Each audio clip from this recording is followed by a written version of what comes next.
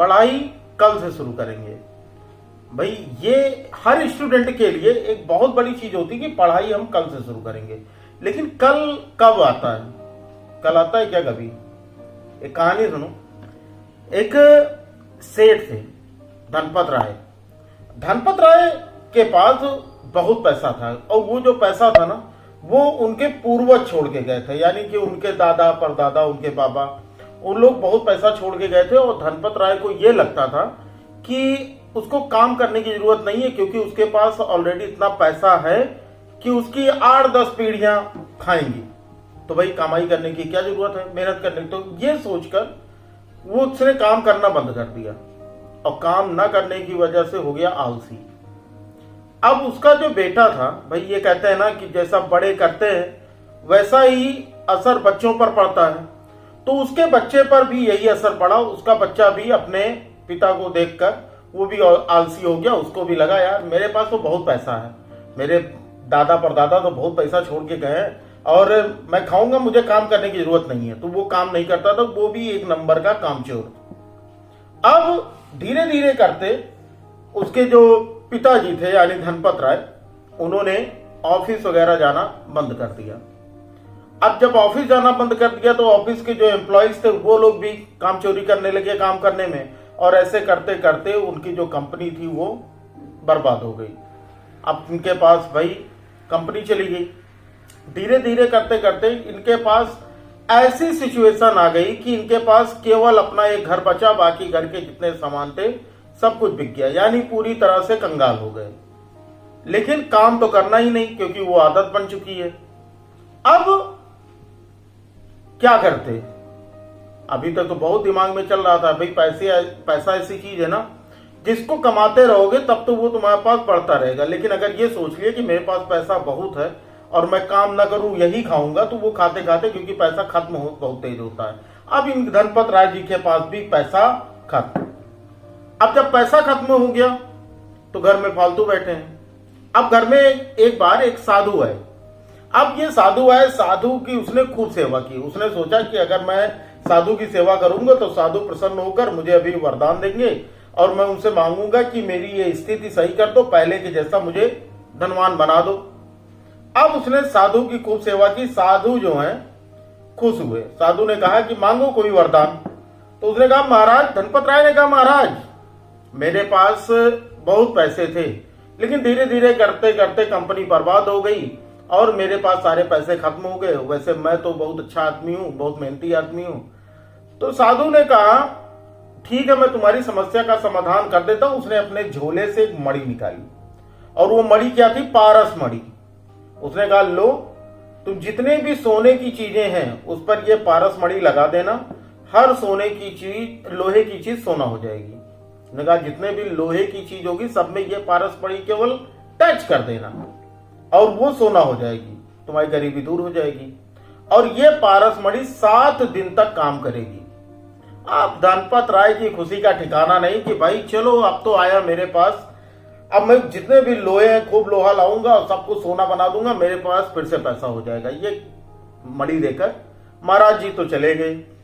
अब इसने अपने लड़के को बुलाया, कहा ऐसा करो, जाओ मार्केट से, बाजार से खूब ढेर सा 1 कुंटल लोहा ले आओ और उसको मैं सोना बना देता हूं। लड़का भी कामचोर।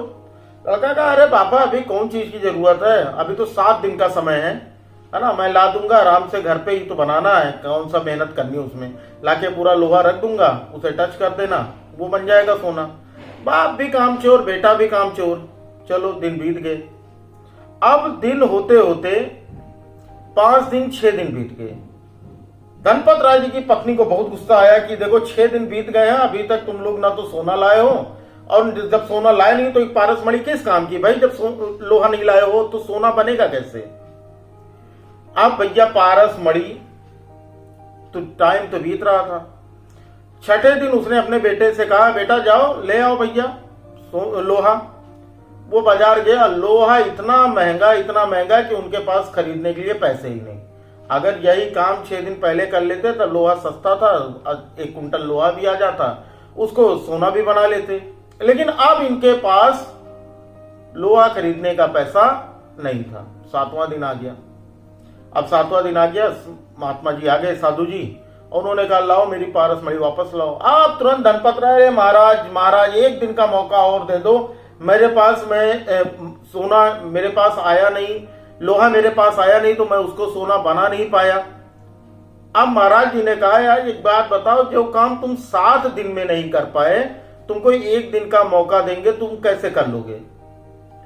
अब उसने बहुत लाख मिन्नतें की धनपत राय ने, लेकिन महाराज जी नहीं माने। महाराज जी ने कहा कि ये पारस मणि केवल 7 दिन ही काम करती है। अब 7 दिन बीत गए, महाराज जी अपनी पारस मणि लेकर चले गए और धनपत राय वह और उनका परिवार वैसे ही गरीबी के फटे हाल में रह गया। तो इस कहानी से हमें क्या सीख मिलती है कि जो काम है वो कभी हमें कल पर नहीं टालना चाहिए। अगर उनका बेटा उसी दिन 1 कुंटल सोना ले आता, तो उस सोने को वो 1 कुंटल लोहा ले आता, तो उस लोहे को वो सोना बना लेते, उसमें से कुछ सोना बेचकर फिर से लोहा ले आते, फिर उसे सोना बनाते। 7 दिन में कितना सोना बन सकता था। लेकिन एक काम चोरी की आदत कि हम काम शुरू करेंगे कल से। कल कभी किसी का नहीं आया और कल आएगा भी नहीं। अभी मौका है।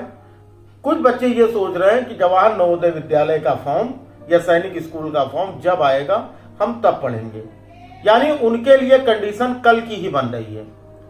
अब कुछ बच्चे चलो कल सुबह से पढ़ेंगे, है ना, कल शाम से पढ़ेंगे, अगले दिन से पढ़ेंगे, तो ये चीज करते करते पूरा का पूरा साल वो बिता देते हैं और उनके पढ़ाई में कोई भी इंप्रूवमेंट नहीं होता।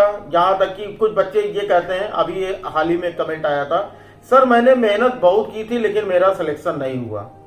अगर आपके कॉलेज में 1 सीट है तो उस पर किसी ना किसी बच्चे का एडमिशन होगा, और वो जो बच्चा होगा यकीन मानो उसने आपसे ज्यादा मेहनत की होगी, तभी तो उसको आपसे ज्यादा मार्क्स मिले हैं।